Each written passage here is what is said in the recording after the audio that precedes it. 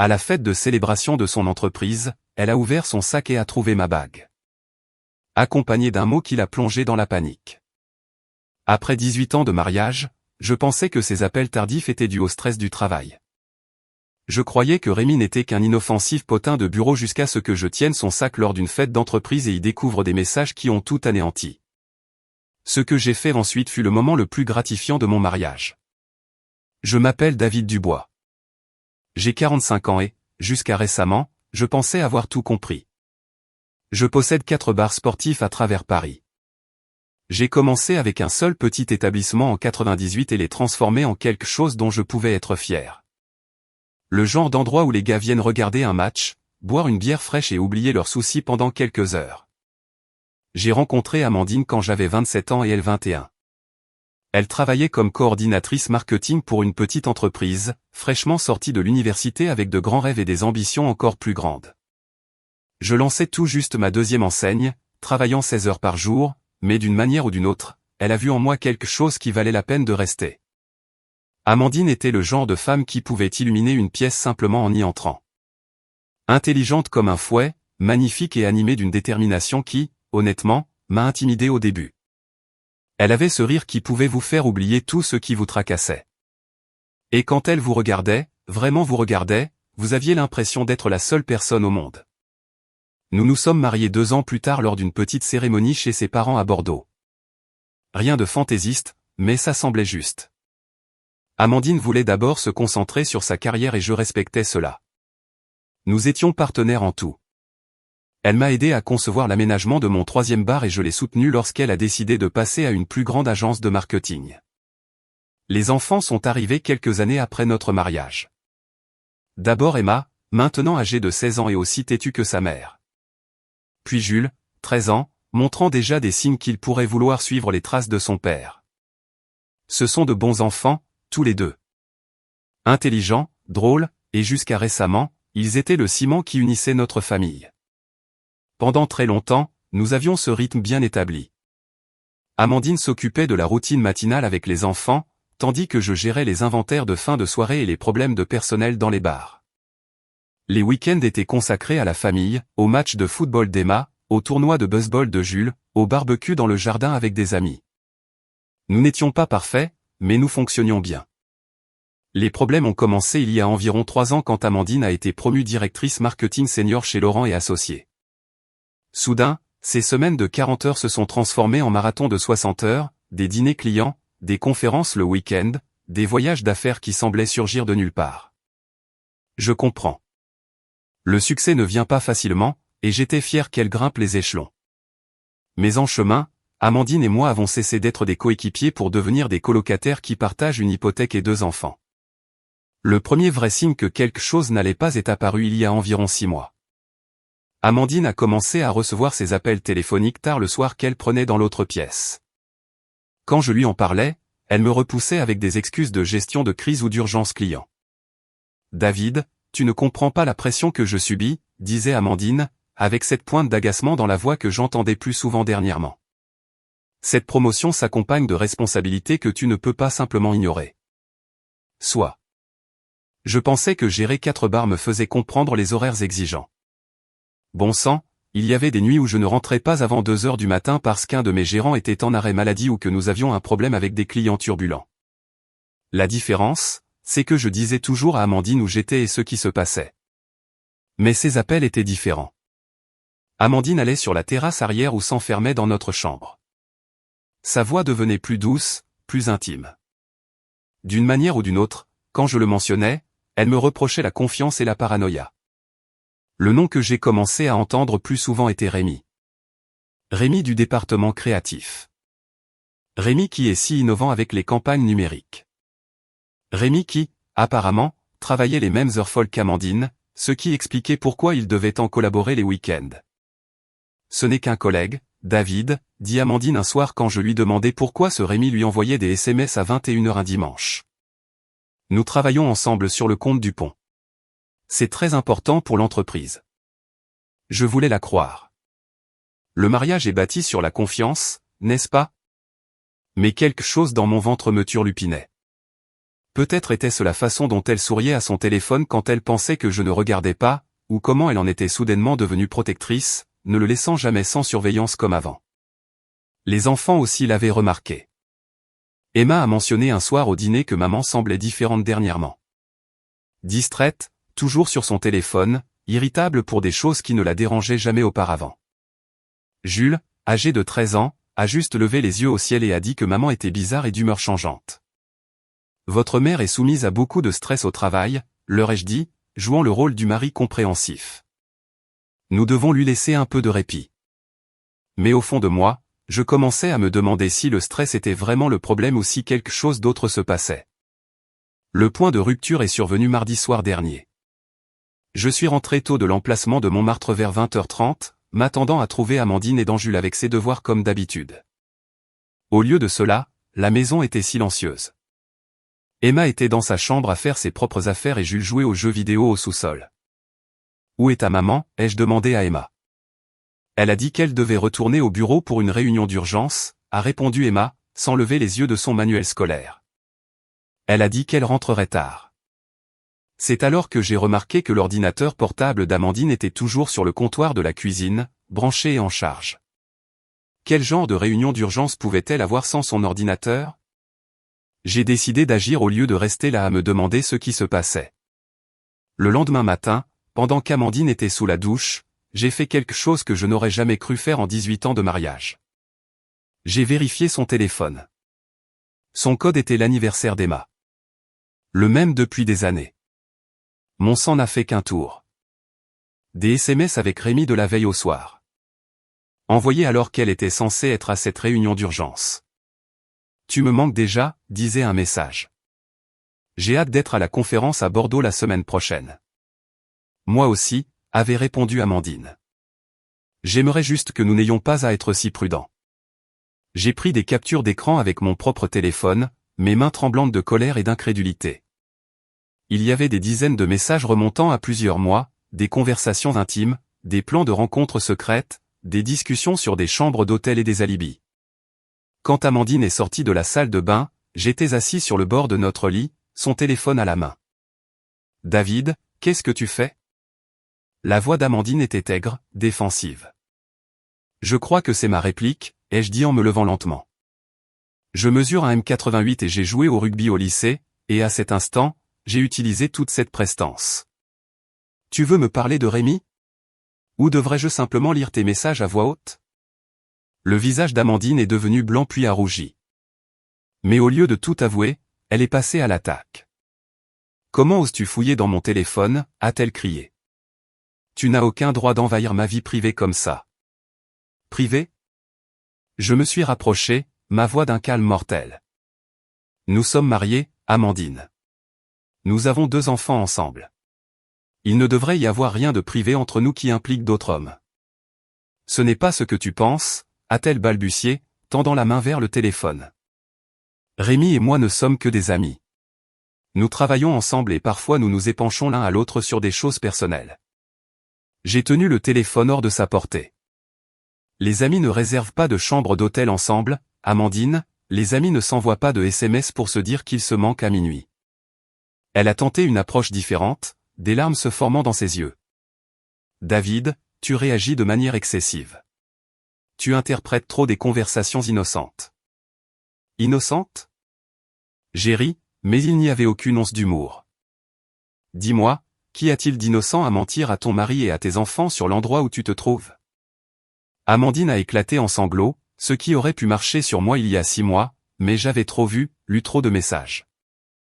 La femme que j'avais épousée n'aurait pas été capable de ce niveau de tromperie.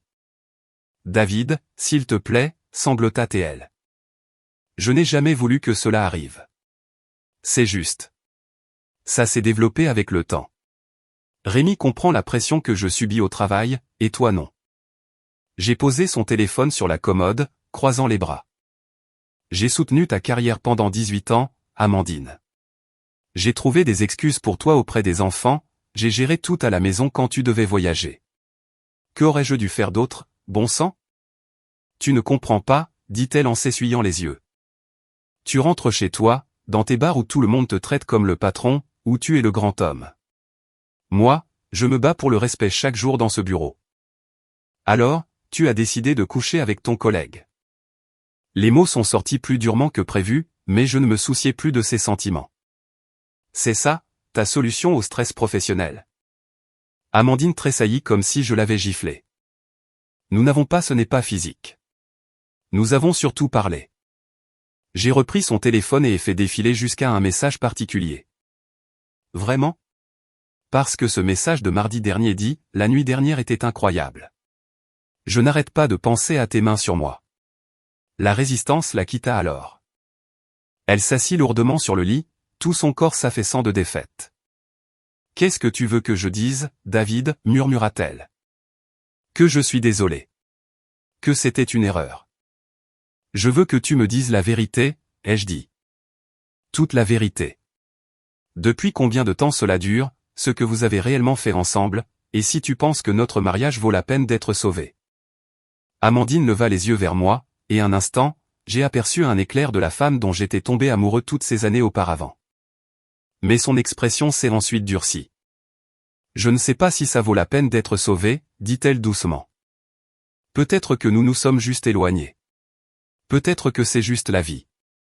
C'est là que j'ai su. Quoi que nous ayons eu, c'était déjà parti. La femme assise devant moi n'était plus ma femme. C'était une étrangère portant le visage d'Amandine. Je me suis dirigé vers le placard et j'ai sorti un sac de voyage. « Qu'est-ce que tu fais » demanda Amandine. « Je te donne ce que tu veux » ai-je dit. Je commence à faire mes valises. De l'espace pour que tu puisses déterminer à quoi ressemble la vie avec Rémi. Je suis resté chez mon frère Marc pendant 3 jours, profitant de ce temps pour réfléchir clairement et planifier mes prochaines actions. Marc dirige une entreprise de construction et a lui-même traversé un divorce, alors il a compris ce que je vivais sans poser trop de questions. « Es-tu sûr de vouloir y aller à fond » a demandé Marc alors que nous étions assis sur sa terrasse arrière à boire de la bière et à regarder le coucher de soleil. Peut-être y a-t-il encore une chance de s'arranger. Reprendrais-tu une femme qui te ment en face depuis des mois, lui ai-je demandé, qui se cache avec un petit ami de bureau pendant que tu es à la maison à t'occuper de ses enfants? Marc a pris une longue gorgée de sa bière. C'est noté. Quel est ton plan? D'abord, j'appelle mon avocat, ai-je dit, la France est un pays où le divorce pour faute est reconnu, et j'ai des preuves d'adultère. Deuxièmement, je vais m'assurer qu'Amandine subisse les conséquences de ce qu'elle a fait. Le lendemain matin, j'ai rencontré David Chen, l'avocat qui avait géré les aspects juridiques lorsque j'ai acheté l'emplacement de mon 4e bar. Chen était spécialisé en droit des affaires, mais il en savait assez sur le droit de la famille pour m'orienter dans la bonne direction. Vous avez besoin de quelqu'un qui se spécialise dans les divorces avec des biens importants, m'a dit Chen. D'après ce que vous me dites, cela pourrait devenir compliqué. Votre femme travaille pour une grande entreprise. Vous possédez plusieurs commerces. Il y a beaucoup d'argent en jeu. Il m'a recommandé Patricia Lefebvre, une avocate spécialisée en droit de la famille réputée pour être impitoyable mais juste. Quand j'ai montré à Patricia les captures d'écran du téléphone d'Amandine, son expression n'a pas changé. Mais je pouvais dire qu'elle calculait déjà des stratégies. C'est une bonne preuve, a dit Patricia, en examinant les messages. Mais nous devons être intelligents dans la manière de procéder. Votre femme a-t-elle essayé de vous contacter depuis votre départ?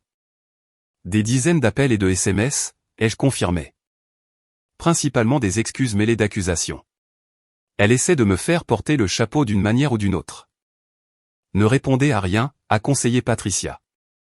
Laissez-la se demander ce que vous préparez. En attendant, je veux que vous documentiez tout. Registre financier, actifs commerciaux, toute preuve qu'elle a dépensé de l'argent pour cette liaison.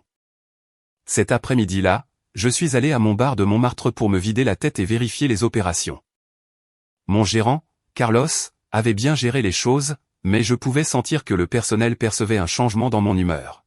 « Tout va bien, patron ?» demanda Carlos quand il me trouva assis seul au bar après la fermeture. « Des problèmes personnels ?» J'ai répondu rien qui n'affecte l'entreprise, mais j'aurais peut-être besoin que tu gères plus de responsabilités pendant un certain temps. Carlos hocha la tête. Il était avec moi depuis 8 ans et savait qu'il ne fallait pas insister pour avoir des détails. Quoi que vous ayez besoin, David, nous vous soutenons. Pendant que je planifiais ma stratégie juridique, Amandine était apparemment en pleine crise. Emma m'a appelé jeudi soir, sa voix tremblante et bouleversée. « Papa, tu dois rentrer à la maison », a dit Emma. Maman pleure depuis 2 jours sans arrêt et elle agit vraiment bizarrement. J'eus la peur et honnêtement, moi aussi. Qu'est-ce que tu veux dire par bizarre, ai-je demandé, bien que j'eusse une assez bonne idée de ce qui se passait. Elle ne cesse de faire les 100 pas dans la maison en parlant toute seule, a expliqué Emma. Elle s'est déclarée malade au travail, ce qu'elle ne fait jamais, et elle est constamment au téléphone avec quelqu'un. Quand je lui ai demandé ce qui n'allait pas, elle a juste dit que tu étais injuste et que je ne comprendrais pas. J'ai ressenti un pincement de culpabilité à l'idée que les enfants soient pris au milieu de ce désordre. Mais je savais aussi qu'Amandine essayait de les utiliser pour me manipuler afin que je rentre à la maison avant que je ne sois prêt. Dis à ta mère que je passerai demain soir pour parler, ai-je dit. Et Emma, rien de tout cela n'est de ta faute. C'est entre ta mère et moi. Vous allez divorcer, demanda Emma doucement. La question m'a frappé comme un coup de poing à l'estomac.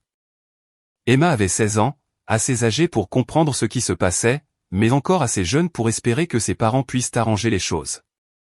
Je ne sais pas encore, ma chérie, ai-je dit. Honnêtement, mais quoi qu'il arrive, toi et Juliette les choses les plus importantes au monde pour moi. Cela ne changera jamais. Le lendemain soir, je me suis rendu à la maison que j'avais partagée avec Amandine pendant 12 ans. Elle m'a accueilli à la porte d'entrée avant même que je puisse utiliser ma clé, et je pouvais voir qu'elle avait pleuré récemment. Elle avait également fait un effort sur son apparence. Maquillage, jolis vêtements, le tout. David, Dieu merci, tu es là, dit Amandine, tendant la main vers moi. Nous devons parler. J'ai pensé à tout et je sais que nous pouvons arranger ça. Je reculai, évitant son contact. Où sont les enfants? Emma est à l'entraînement de football et Jules est chez ta mère pour la nuit, dit-elle. Je pensais que nous avions besoin d'intimité pour régler ça. Je suis entré dans le salon et me suis assis dans mon fauteuil habituel, mais je ne me suis pas détendu. Amandine s'assit sur le canapé en face de moi, penchée en avant comme si elle était sur le point de faire une présentation commerciale. David, je sais que j'ai fait des erreurs, commença-t-elle. Mais ce que Rémi et moi avons, ce n'est pas réel. C'est juste un moyen de relâcher la pression, tu sais, une distraction de toute la pression au travail. Un moyen de relâcher la pression, ai-je répété. Amandine, tu as une liaison depuis des mois. Tu m'as menti, à moi et à nos enfants. Tu penses que c'est juste un moyen de relâcher la pression? Ça n'était pas censé aller aussi loin, dit-elle, les larmes recommençant à couler. Je t'aime, David. J'aime notre famille. Rémi ne signifie rien comparé à ce que nous avons. J'ai étudié son visage, cherchant le moindre signe de la femme que j'avais épousée il y a 18 ans, mais tout ce que je pouvais voir, c'était quelqu'un qui avait été pris et qui essayait de se sortir des conséquences. 3 semaines plus tard, Amandine lâcha une bombe que j'aurais dû voir venir. Elle entra dans la cuisine mardi matin pendant que je buvais mon café, habillée pour le travail, mais affichant une expression que je n'avais jamais vue auparavant. Déterminée, presque provocante. David, il y a quelque chose que je dois te dire, annonça Amandine, debout en face de moi, les bras croisés. Laurent et associés organisent une fête de célébration ce samedi pour avoir décroché le compte du pont. C'est très important pour l'entreprise, et j'ai besoin que tu viennes avec moi. Je posai ma tasse de café lentement, étudiant son visage. Après des semaines d'excuses larmoyantes et de promesses de mettre fin à sa relation avec Rémi, elle m'invitait soudainement à un événement professionnel. Quelque chose ne collait pas. Tu veux que je vienne à une fête d'entreprise, ai-je demandé. La même entreprise où travaille ton petit ami? La mâchoire d'Amandine se serra. Rémi ne sera pas là. Il a été transféré au bureau de Bordeaux dans le cadre de sa promotion. Cette fête est pour célébrer notre succès en équipe, et j'ai besoin que mon mari soit là pour montrer à tout le monde que nous sommes solides. Sommes-nous solides, Amandine? Je me suis penché en arrière sur ma chaise, croisant les bras pour imiter sa posture. Parce que la dernière fois que j'ai vérifié, tu étais encore en train de décider si notre mariage valait la peine d'être sauvé. J'ai pris ma décision, dit-elle, sa voix prenant ce ton professionnel qu'elle utilisait au travail. Je veux arranger ça, David, mais j'ai besoin que tu te montres pour moi. Une seule nuit, c'est tout ce que je demande. Je voyais clair dans son jeu. Amandine essayait de contrôler le récit pour se présenter comme l'épouse dévouée qui avait traversé une période difficile avec son mari compréhensif. Elle voulait sauver sa réputation au travail tout en gardant ses options ouvertes à la maison. Mais voici ce qu'Amandine ne savait pas. J'avais déjà contacté Patricia Lefebvre pour entamer la procédure de divorce. Les documents étaient rédigés et prêts à être signifiés. J'attendais juste le bon moment pour passer à l'acte. D'accord, dis-je finalement. J'irai à ta fête. Le soulagement d'Amandine était visible, ses épaules s'affaissant à mesure que la tension quittait son corps. Merci, David. Cela signifie tout pour moi. J'en suis sûr, ai-je répondu, mais mon ton contenait une pointe. Elle était trop égocentrique pour le remarquer. La vérité était que je voulais voir la dynamique d'Amandine au travail par moi-même. Je voulais rencontrer les personnes à qui elle avait menti au sujet de son mariage, et je voulais voir comment elle comptait gérer l'absence de Rémi. Plus important encore, je voulais observer son comportement quand elle penserait m'avoir manipulé avec succès pour jouer son jeu. Amandine passa le reste de la semaine à préparer cette fête comme si c'était l'événement mondain du siècle. Elle acheta une nouvelle robe, se fit faire les cheveux et les ongles, et ne cessa de répéter à quel point il était important que ses collègues nous voient comme un front uni. Tu comprends à quel point c'est crucial pour ma carrière, n'est-ce pas, dit-elle vendredi soir en essayant sa tenue. Après tout ce qui s'est passé, je dois montrer que je suis stable et concentré. Je comprends parfaitement, lui dis-je, et je le pensais. Je compris qu'Amandine était plus préoccupée par son image professionnelle que par notre mariage. Je compris qu'elle me voyait comme un accessoire de sa performance plutôt que comme un partenaire qu'elle avait trahi.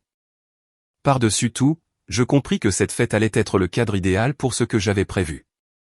Le samedi soir arriva, et Amandine vibrait pratiquement d'énergie nerveuse alors que nous nous préparions à partir pour la fête. Elle avait choisi une élégante robe de cocktail noir qui montrait juste assez pour être professionnelle mais séduisante. Et elle avait passé 1 heure à se maquiller. « Comment je suis ?» demanda-t-elle, tournant sur elle-même devant le miroir de sa chambre. « Comme une femme qui essaie très fort d'apprécier quelqu'un », dis-je en ajustant ma cravate. Amandine manqua entièrement le sens sous-jacent de mon commentaire. « Bien. Je veux que tout le monde se souvienne pourquoi je mérite le poste de directrice régionale qui va s'ouvrir le mois prochain. » La fête se tenait à l'hôtel Le Bristol au centre-ville, dans l'un de leurs espaces événementiels privés. Alors que nous traversions le hall, Amandine glissa son bras dans le mien, jouant le rôle de l'épouse dévouée à la perfection. « Il y a mon patron, Monsieur Laurent », murmura Amandine alors que nous entrions dans la zone de réception. « Et c'est Sophie Dubois, la femme avec qui je suis en compétition pour la promotion. » Agis avec charme, mais pas trop. Je jouais mon rôle, serrant des mains et engageant de petites conversations avec les collègues d'Amandine tandis qu'elle se déplaçait dans la pièce comme une politicienne expérimentée. Toutes les quelques minutes, elle me touchait le bras ou s'appuyait contre moi, s'assurant que tout le monde puisse voir à quel point notre mariage semblait solide. Mais je regardais tout avec des yeux différents maintenant. Je remarquais comment certains de ses collègues masculins la regardaient, comment elle répondait à leur attention, avec quelle facilité elle mentait sur notre relation quand les gens nous demandaient comment nous allions. Environ 1 heure après le début de la fête, Amandine s'excusa pour aller aux toilettes.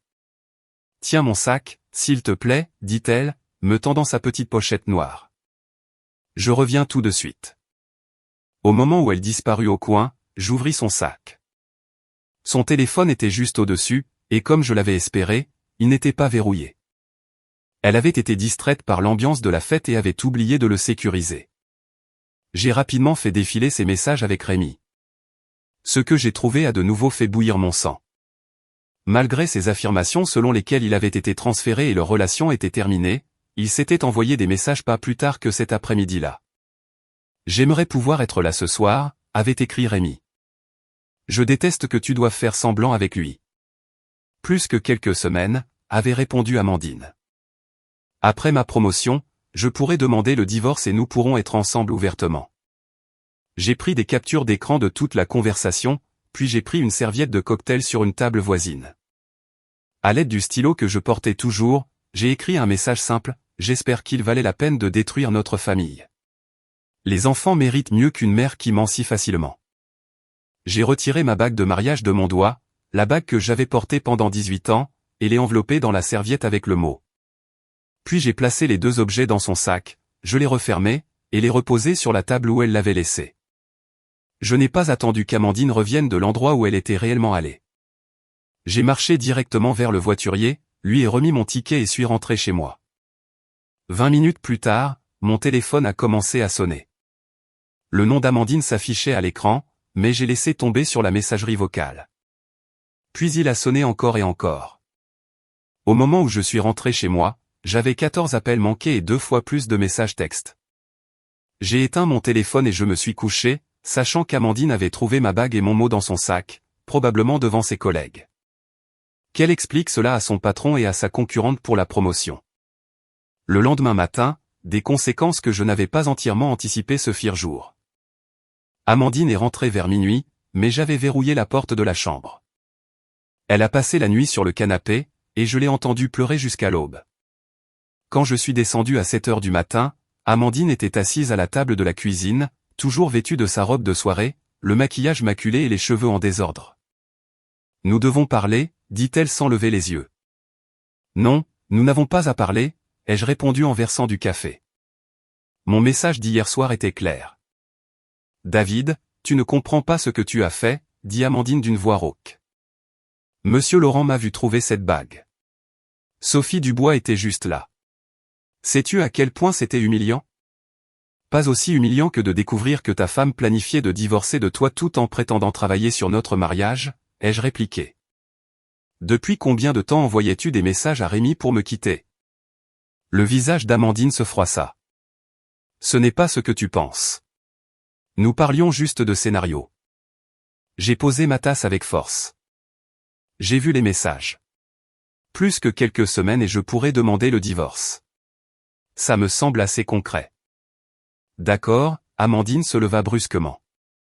Oui, je pensais à partir, mais tu veux savoir pourquoi ? Tu as été émotionnellement absent pendant des années, David.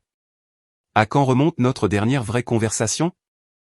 Je l'ai fixée, traitant cette logique tordue, donc, c'est ma faute. Je travaille 60 heures par semaine pour cette famille. J'ai soutenu chaque étape de ta carrière, et d'une manière ou d'une autre, je suis la raison pour laquelle tu as décidé de tromper. Tu ne comprends pas, dit Amandine en s'essuyant les yeux. Rémi m'écoute. Il comprend la pression que je subis. Et moi non, ai-je demandé. À quand remonte la dernière fois que tu es rentré à la maison et que tu m'as parlé au lieu de te jeter immédiatement sur ton téléphone ? À quand remonte la dernière fois que tu as initié une quelconque affection ? Tu t'es éloigné depuis 2 ans. Cela n'a plus d'importance, ai-je continué avant qu'elle ne puisse répondre. Tu as fait des choix. Tu as choisi de mentir, de te cacher, d'utiliser les ressources de l'entreprise pour ton aventure, et de planifier un départ tout en faisant semblant de travailler sur notre mariage. Maintenant, tu vis avec les conséquences. Quelles conséquences ? Demanda-t-elle, bien que ses yeux montraient qu'elle savait. Je demande le divorce. Patricia Lefebvre a toute la documentation. Les papiers seront signifiés lundi à ton travail. Amandine s'affaissa à nouveau. David, s'il te plaît, pense aux enfants. Nous pouvons surmonter ça. Les enfants iront bien, Eddie. Ils sont assez intelligents pour comprendre que les mariages ne fonctionnent parfois pas. Quant à ce que nous avons construit, tu étais prête à le jeter pour Rémi. Félicitations. Tu as eu ce que tu voulais. Cet après-midi-là, Emma et Jules trouvèrent leur mère en train de faire ses valises. J'avais expliqué la situation honnêtement sans détails inappropriés. Alors vous divorcez vraiment ? Demanda Jules. Oui, ta mère et moi nous sommes éloignés, et nous ne pouvons pas réparer ce qui est brisé. C'est à cause de ce type avec qui elle travaille ? Demanda Emma. Je l'ai entendu parler à quelqu'un la semaine dernière, et ça ne sonnait pas comme du travail. J'ai soupiré. L'important, c'est que ça ne vous concerne pas. Vous n'êtes pas la cause de ça. Ta mère et moi vous aimons tous les deux, et cela ne changera pas. Où va vivre maman ? Demanda Jules. Elle reste chez tante Caroline jusqu'à ce qu'elle trouve ses marques. Vous pouvez la voir quand vous voulez.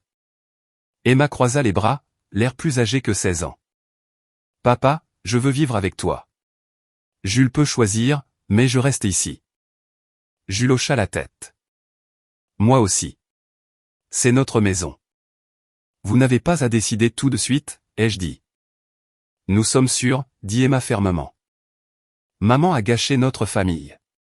Pourquoi devrions-nous quitter notre maison à cause de ces erreurs? 6 mois plus tard, j'étais assis dans le bureau de Patricia Lefebvre, examinant le règlement final du divorce. Elle avait tenu toutes ses promesses. Le juge n'était pas sympathique, expliqua Patricia. L'adultère, l'utilisation abusive des biens matrimoniaux et la dissimulation d'argent n'ont pas bien joué en sa faveur. Les chiffres étaient meilleurs que ce que j'avais espéré. J'ai obtenu la maison, la garde principale, et Amandine payait une pension alimentaire malgré des revenus moindres. Son aventure lui avait coûté la promotion. Sophie Dubois avait obtenu le poste de directrice régionale à sa place et Amandine avait été rétrogradée au rang de responsable de compte junior dans une autre entreprise. Et Rémi, ai-je demandé. Il est retourné vivre à Bordeaux de façon permanente. Sa femme a tout pris dans leur divorce et il a du mal à trouver du travail. Il s'avère que coucher avec des supérieurs ne rend pas employable. Amandine avait tenté 2 fois de se réconcilier pendant la procédure, mais les 2 tentatives étaient tièdes et motivées par la détérioration de ses finances plutôt que par un véritable remords. La dernière fois qu'elle a appelé, elle a suggéré que nous pourrions trouver un arrangement concernant le règlement si je donnais une autre chance à notre mariage. Je lui ai raccroché au nez. Emma et Jules se sont adaptés mieux que prévu. Emma s'est plongée dans les activités de sa première année de lycée et les demandes d'inscription à l'université. Jules a rejoint l'équipe de baseball et passait ses après-midi à l'entraînement. Il voyait Amandine un week-end sur 2 et les mercredis soirs, mais tous 2 préféraient rester à la maison avec moi. Elle est différente maintenant, expliqua Emma pendant que nous rangions après le dîner. Toujours à s'excuser et à essayer trop fort. C'est épuisant. Votre mère traverse des moments difficiles, lui ai-je rappelé. Papa, je peux te demander quelque chose, dit Jules. Penses-tu te remarier un jour? La question me prit au dépourvu. Je n'y pense pas pour l'instant. Je suis concentré sur vous 2 et sur l'entreprise. Mais si tu rencontrais quelqu'un de bien, y penserais-tu? Demanda Emma. Peut-être un jour, mais elle devrait comprendre que vous 2 passez avant tout. Toujours. Bien, dit Emma. Nous voulons que tu sois heureux. Tu mérites quelqu'un qui te traite bien. Les affaires allaient mieux que jamais. Sans le stress du mariage, je m'étais concentré sur l'expansion de la franchise. J'avais signé un bail pour un 5e emplacement à Neuilly-sur-Seine et mes comptes prévoyaient des bénéfices records. Plus important encore, j'avais retrouvé mon respect de moi-même. Je ne marchais plus sur des œufs en me demandant de quelle humeur Amandine serait. Je ne remettais plus en question les conversations et ne me sentais plus coupable de travailler dur. La maison était paisible. Emma et Jules invitaient régulièrement des amis. Les matins de week-end étaient détendus au lieu d'être tendus. J'avais recommencé à jouer au golf avec Marc et des amis, quelque chose que j'avais abandonné quand Amandine se plaignait que cela prenait du temps sur des activités familiales pour lesquelles elle était habituellement trop occupée.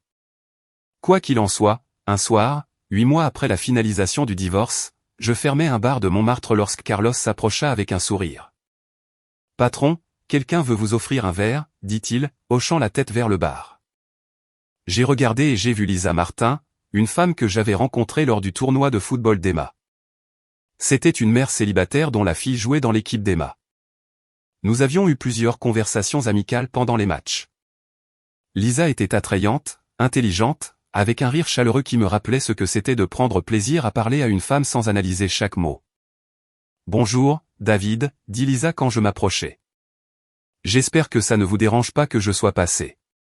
Emma a mentionné que vous seriez là tard, et je me suis dit que vous pourriez avoir besoin d'une conversation simple qui n'implique pas de drame d'adolescent. » J'ai souri, ressentant quelque chose que je n'avais pas ressenti depuis des années.